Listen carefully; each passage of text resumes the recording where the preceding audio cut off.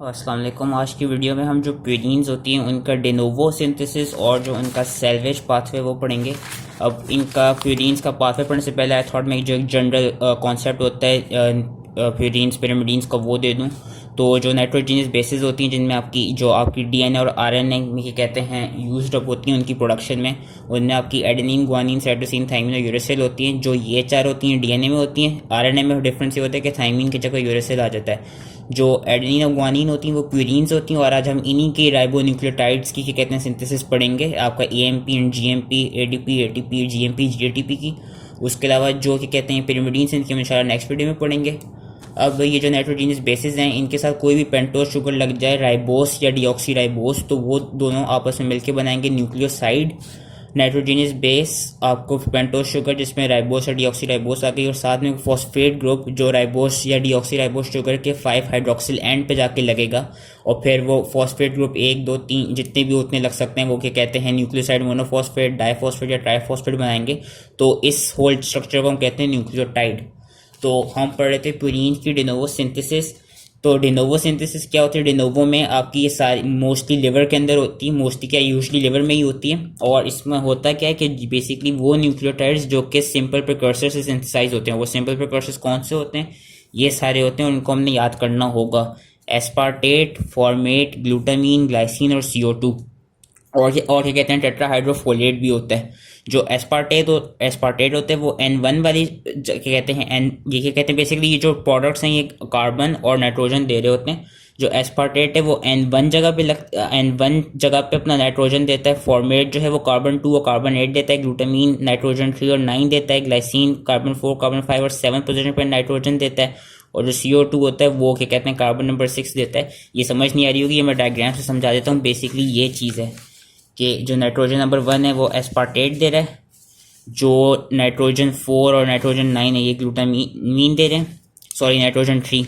उसके अलावा जो कार्बन 8 है और कार्बन नंबर 2 है ये फॉर्मेट दे रहा है, जो कार्बन नंबर 6 है CO2 से आ रहा है। और ये जो कार्बन नंबर 4, कार्बन नंबर 5 और नाइट्रोजन नंबर 7 है ये आ रहा है ग्लाइसिन से। तो ये क्या कहते हैं ये प्रिकर्सर्स थे। उसके अलावा लिपिन में टेट्राहाइड्रोफोलेट का भी लिखा है कि वो एज अ प्रिकर्सर यूज होता है। और मैं आगे जितने भी स्टेप्स हैं वो लिपिन से ही करवाऊंगा। तो डिनोवो पाथवे के लिए इसके टोटल कोई अराउंड 12 या 13 इसके स्टेप्स होते हैं, लेकिन हमको वो सब याद करने की जरूरत नहीं है। इसमें बस हमने main rate limiting step, committed step और उसका फिर एंड में कुछ स्टेप्स होते हैं वो याद करने होंगे। तो जो सबसे पहला स्टेप होता है इसकी डिनोवो सिंथेसिस में, ये सबसे पहला स्टेप है, ये होता है रेट लिमिटिंग। और इसके लिए हमें क्या कहते हैं चाहिए क्या होता है? Ribose 5 phosphate. राइबोस 5 फॉस्फेट ये आती कहाँ से? ये HMP शंट से आती है। और हमने इसको एक्टिवेट करना है। उसकी एक्टिवेटेड फॉर्म क्या है? इसकी एक्टिवेटेड फॉर्म है PRPP which is 5 phosphoribosyl 1 pyrophosphate. होता क्या है? जो पहला स्टेप है रेट लिमिटिंग स्टेप है, इसमें होगा क्या? जो PRPP synthetase basically 5 phosphoribosyl 1 pyrophosphate synthetase enzyme जो है जहाँ पे magnesium as a cofactor use हो रहा होगा, ATP आएगा और ये राइबोस 5 फॉस्फेट को इसमें PRPP में कन्वर्ट कर देगा। ये है रेट लिमिटिंग स्टेप। ये इनऑर्गेनिक फॉस्फेट से एक्टिवेट होता है। और जो ये एंड में क्या कहते हैं राइबोन्यूक्लियोटाइड्स बना रहा होगा, ये पूरा पाथवे उन्हीं से ये कहते हैं उन्हीं की ज़्यादा राइबोन्यूक्लियोटाइड्स हो तो उनसे ये इनहिबिट हो जाएगा ये वाला स्टेप। ठीक है, ये जब स्टेप हो जाएगा तो उसके बाद आपका आएगा कमिटेड स्टेप। और कमिटेड स्टेप में क्या होगा? जो PRPP होगा ये इस कन्वर्ट हो होगा अपनी क्या कहते हैं 5 फॉस्फोराइबोसाइल अमाइन में। ये कैसे होगा? इसमें ये एंजाइम यूज होगा glutamine phosphoribosyl pyrophosphate amido transferase. पूरा नाम नहीं याद होता, सिर्फ अमाइडो ट्रांसफेरेज याद करने। इसमें ग्लूटामीन आएगा और ग्लूटामीन आके अपनी क्या कहते हैं एमाइड ग्रुप दे देगा, जो उसके क्या कहते हैं जो फॉस्फेट है उसके वन क्या कहते हैं जिधर 1 जगह पे जो फर्स्ट कार्बन था जहाँ पे पायरोफॉस्फेट लगा था वहाँ पे आके लग जाएगी अमाइड ग्रुप, जिसकी वजह से इसका नाम बदल जाएगा 5 फॉस्फोराइबोसाइल अमाइन में। और जो कमिटेड स्टेप है ये PRPP सिर्फ इसको एक्टिवेट कर पाएगा, बाकी ये GMP, IMP, AMP और जितने भी क्या कहते हैं जो भी एंड के प्रोडक्ट्स हैं उन सब से ये वाला स्टेप जो है वो इनहिबिट हो रहा होगा। ठीक है, ये था कमिटेड स्टेप। अभी मैं लिपिन से यही जो चीज़ मैंने बताई है ये दिखा देता हूँ। होता क्या है? जो सबसे पहला स्टेप है डिनोवो पाथवे का, सबसे पहला स्टेप ये है जो कि रेट लिमिटिंग स्टेप है कि राइबोस 5 फॉस्फेट जो कि HMP शंट है ये कन्वर्ट हो गया 5 फॉस्फोराइबोसाइल 1 पायरोफॉस्फेट में विच इज PRPP। और इसके लिए इनहिबिटर कौन सा यूज हुआ? प्यूरीन राइबोन्यूक्लियोटाइड जो इसके एंड प्रोडक्ट है। और एक्टिवेटर कौन होगा? इनऑर्गेनिक फॉस्फेट होगा, ATP यूज्ड अप पूरा होगा, PRPP सिंथेटेस एंजाइम होगा, magnesium as a cofactor use होगा। उसके बाद जो दूसरा स्टेप होगा which was your committed step. Committed step में क्या होगा? जो ये 5,5 फॉस्फोराइबोसाइल 1 पायरोफॉस्फेट हमने पीआरपीपी बनाया है, इसको हमने 5 फॉस्फोराइबोसाइल एमाइन में कन्वर्ट करना है। उसको हम कन्वर्ट कैसे करेंगे? इस एंजाइम के through, which is glutamine phosphoribosyl pyrophosphate amido transferase. इसमें क्या हुआ, ग्लूटामीन आया और अपनी अमाइड ग्रुप दे दी। इनहिबिटर्स इसके एएमपी, जीएमपी और आईएमपी होते हैं, और इसका एक्टिवेटर कौन है? पीआरपीपी है, जिससे ये बन गया। उसके अलावा वैसे ही मैंने कहा दिखा दूं, जो न्यूक्लियोटाइड की स्टोरी मैंने बताई थी सबसे शुरू में, ये एक नाइट्रोजीनियस शुगर है, ये कोई भी बेस है, और अगर इसके जो क्या कहते हैं 5th कार्बन है, उसके जो हाइड्रोक्सिल ग्रुप है वहाँ पे एक फॉस्फेट लगा तो मोनोफॉस्फेट बन गई, 2 और 3 लगे तो डाइफॉस्फेट और ट्राइफॉस्फेट बन गई। और जो सेकंड और थर्ड फॉस्फेट होते हैं ये ज़्यादातर हाई एनर्जी बॉन्ड्स होते हैं इसके, और इन्हीं फॉस्फेट ग्रुप की वजह से इन पे जो न्यूक्लिक एसिड्स जो होते हैं इन पे नेगेटिव चार्ज होता है।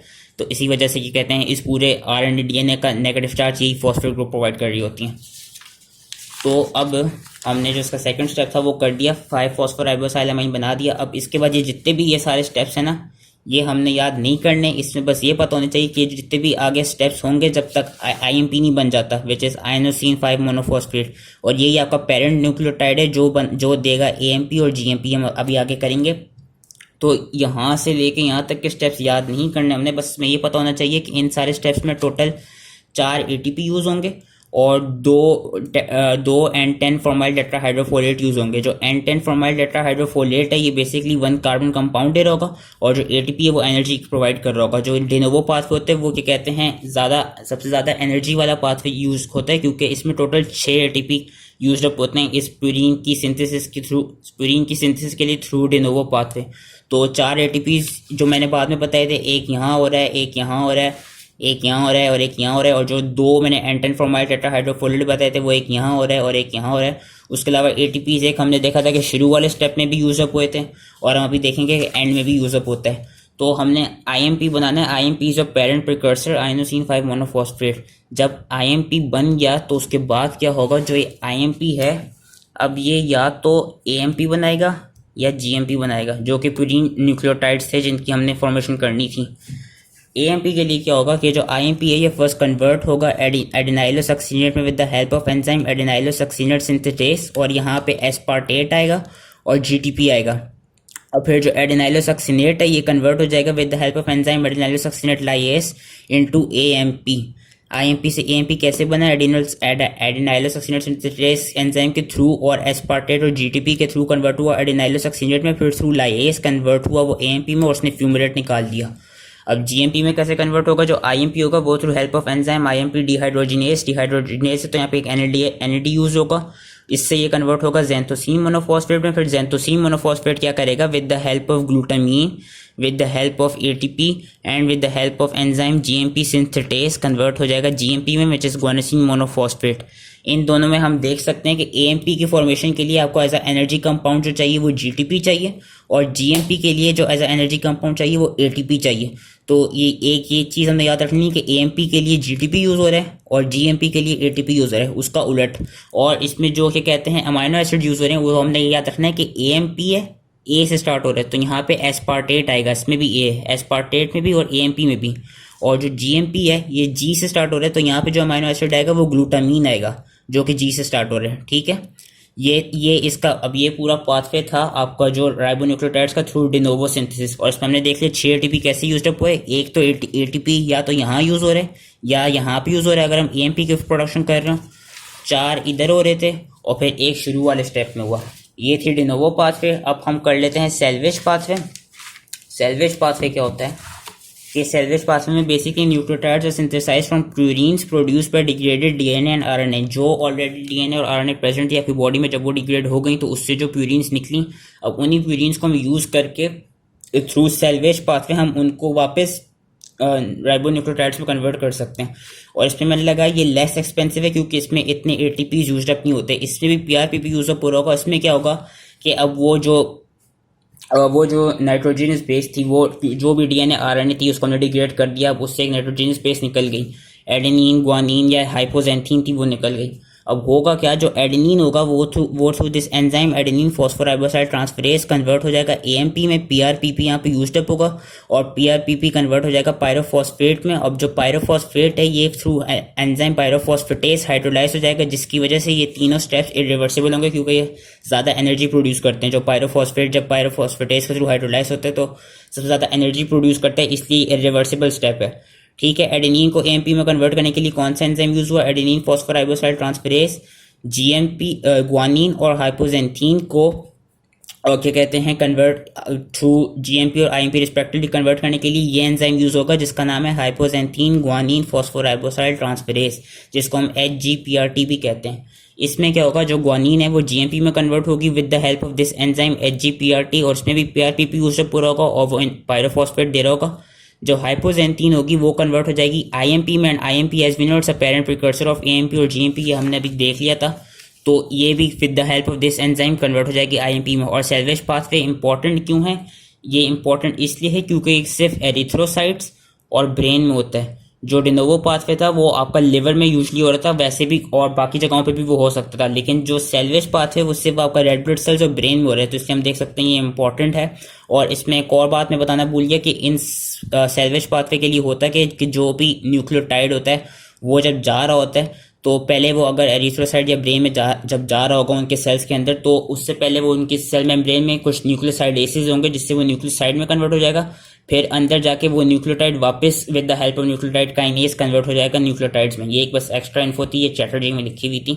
तो दिस वॉज जो होल सेल्वेज पाथवे के एडेनिन एएमपी में कन्वर्ट हुई with the help of this enzyme adenine phosphoriboside transferase, guanine convert हुई जीएमपी में और हाइपोजेंथीन कन्वर्ट हुई आईएमपी में with the help of this enzyme which is एचजीपीआरटी।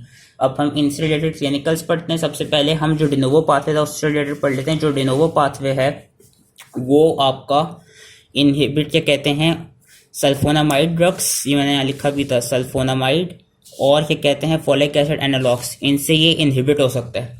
होता क्या है कि जो बैक्टीरियाज होते हैं, बैक्टीरिया के पास आपकी वो सलाहियत होती है कि वो फॉलिक एसिड को प्रोड्यूस कर सकते हैं, और फॉलिक एसिड हमें पता है इंपॉर्टेंट इसलिए डिनोवो पाथवे में क्योंकि जो उसका एन 10 फॉर्माइल टेट्राहाइड्रोफोलेट पार्ट है वो 1 कार्बन कंपाउंड दे रहा है प्यूरिन न्यूक्लियोटाइड की सिंथेसिस में through with the de novo pathway में।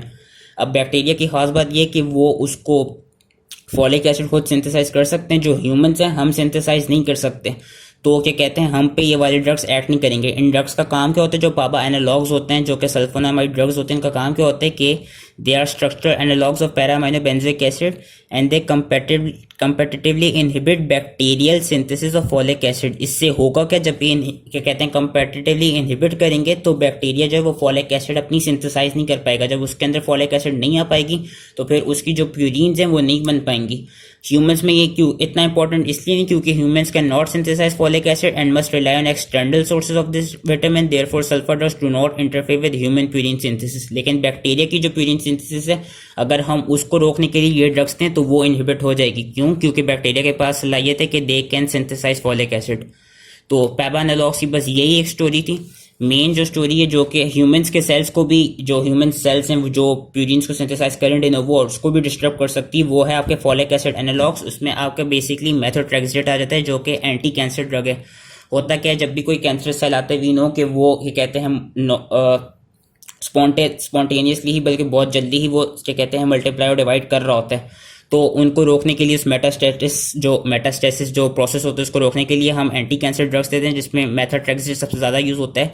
ये करता क्या है, it inhibits the reduction of dihydrofolate to tetrahydrofolate catalysed by dihydrofolate reductase. ये डाइहाइड्रोफोलेट रिडक्टेस एंजाइम है, इसको हम अभी आगे भी और पढ़ेंगे। इसको ये इनहिबिट करता है मेथोट्रेक्सेट। इससे होता क्या है कि these drugs limit the amount of tetrahydrofolate available for use in purine synthesis. वही बात हुई जो ऊपर हो रही थी कि जो फॉलिक एसिड जो N10 फॉर्माइल टेट्राहाइड्रोफोलेट है अब वो नहीं होगा प्रेजेंट, तो उसकी वजह से प्यूरिन की सिंथेसिस नहीं हो पाएगी, जिसकी वजह से होगा क्या, ये जो पाथवे ये डिस्टर्ब हो जाएगा। लेकिन फॉलिक एसिड एनालॉग्स की खास बात क्या है कि ये ह्यूमंस में भी इस पाथवे को डिस्टर्ब कर सकता है कि these drugs limit the amount of tetrahydrofolate available for using purine synthesis and thus slow down DNA replication in mammalian cells. Therefore these compounds are useful in treating rapidly growing cancers but they are toxic to all dividing cells, क्योंकि ये overall जो भी ये कहते हैं प्यूरीन्स की synthesis हो रही होती है, वहाँ पे इस जो एंजाइम होता है जो कि हम ह्यूमंस में भी प्रेजेंट होता है डायहाइड्रोफोलिक रिडक्टेस, इसको इनहिबिट कर देता है। तो ये एक एंटी कैंसर ड्रग्स जो थे इनकी इंपॉर्टेंस थी। उसके अलावा यहाँ पे जो आईएमपी दे रहा है एएमपी और जीएमपी, इसमें ये पता होना चाहिए कि जो इनके एंड प्रोडक्ट्स हैं वही इन एंजाइम्स को हम देख सकते हैं इनहिबिट कर देंगे। अगर एएमपी ज़्यादा प्रोड्यूस हो गया तो वो इसको इनहिबिट कर देगा सक्सिन एडिनाइल सक्सिनेट सिंथेटेस को, और अगर जीएमपी ज़्यादा प्रोड्यूस होगा तो वो आईएमपी डिहाइड्रोजनेज को इनहिबिट कर देगा। दूसरा इसमें एक और जो चीज़ लिखी हुई है वो माइकोफिनोलिक एसिड की लिखी हुई है कि ये ड्रग जब भी कोई ग्राफ्टिंग आप कर रहे होते हैं तो उस वक्त दिया जाता है। क्यों दिया जाता है? क्योंकि ये रिवर्सिबली इस एंजाइम को इनहिबिट कर देता है। उससे होता क्या है कि it deprives the rapidly proliferating T and B cells of key components of nucleic acid and it is an immunosuppression used to prevent graft rejection। जब भी आप कोई क्या कहते हैं ट्रांसप्लांट करा रहे हो और उसमें ग्राफ्ट रिजेक्शन को आपने प्रिवेंट करना हो तो अब ये वाला ड्रग देते हैं। क्यों? क्योंकि ये इस एंजाइम को इनहिबिट कर देता है माइको, और इस ड्रग का नाम है माइकोफिनोलिक acid. This drug is reversible inhibitor of inosine monophosphate dehydrogenase. It deprives rapidly proliferating T and B cells of key components of nucleic acid and it is an immunosuppressant used to prevent graft rejection। अब तो ये थी de novo pathway की। अब जो एक salvage pathway की है जो कि सबसे इम्पोर्टेंट है, जिसका नाम है लेशनेहान सिंड्रोम। और ये होती क्यों है? ये होती इसलिए ये HGPRT की डेफिशिएंसी की वजह से होती है।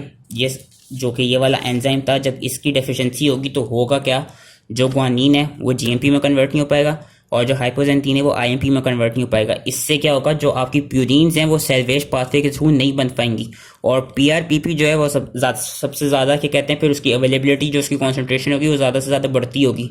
उससे होगा क्या कि पीआरपीपी जब बढ़ जाएगा तो जो इसका डेनोवो पाथवे का सेकंड स्टेप था, हमने देखा था इसका एक्टिवेटर पीआरपीपी है।